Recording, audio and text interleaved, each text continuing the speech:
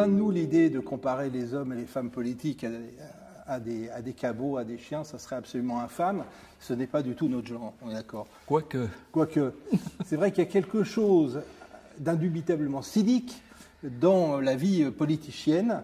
C'est vrai que pour être un homme politique, une femme politique, il faut avoir les dents longues, il faut avoir une grande gueule, il faut avoir du mordant, les uns grognent, les autres jappent, les autres couinent. Voilà, donc il y a quelque chose dans la vie politique qui d'indéniablement canin. Et ce qu'on a fait avec Jean-Claude Morchouane, c'est d'essayer de trouver physiquement et intellectuellement des ressemblances dans cette meute politicienne. Alors la grande difficulté, c'était pour chaque personnage politique, le président, Donald Trump, Angela Merkel, qui vous voulez, la ressemblance. Parfois c'était facile, certaines personnes ont un physique de dog et un caractère de dog, comme par exemple Trump ou Marine Le Pen.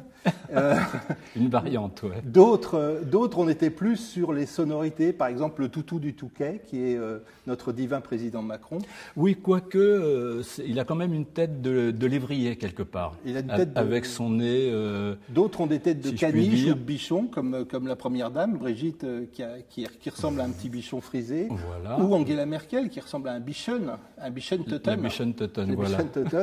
Voilà, on a cherché pour chaque homme et femme politique à travailler les ressemblances, et c'est ça vraiment qui est rigolo. Oui, surtout qu'à partir du moment où il y a une ressemblance physique, on peut aller chercher après les caractères du chien correspondant, enfin du cabot correspondant, et très très souvent il y a une ressemblance psychologique, dirons-nous. Oui, puis même dans l'emploi des chiens, il y a des chiens de garde, des chiens et des chiennes de garde en politique qui vont être saignants, agressifs, comme Mélenchon, des gens comme ça qui sont dans l'agression, des gens qui ont des tempéraments de chiens de chasse, des retrievers qui ramènent d'autres qui font le beau, donc qui font la lèche. Il y a des bâtards aussi. Il y a des bâtards, il y a des corneaux, et il y a même un certain nombre de dingos. Oui, on en a un. Ouais. Il y en a qui font de la lèche, il y a des chiens de compagnie, des chiens bien élevés, et puis il y a Rantanplan, qui est un archétype du chien un peu dingo, juché sur ses grandes pattes, un peu maladroit, et là il y avait une ressemblance évidente. Oui.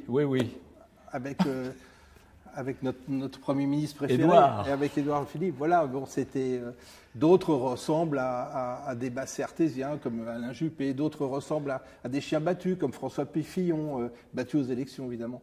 Enfin voilà, c'est une meute assez large. Des chiens écrasés aussi. Des chiens écrasés aux élections aussi. Oui. Voilà.